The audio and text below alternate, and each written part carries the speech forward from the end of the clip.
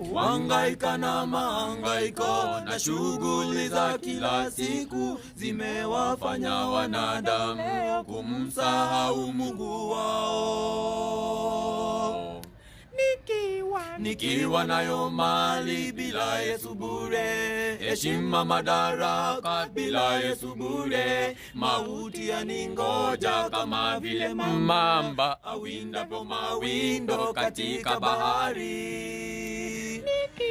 Nikiwa nayo mali bila Yesu bure, heshima madaraka bila Yesu bure, mauti yaningoja kama vile mamba awindapo mawindo katika bahari. Twende juu.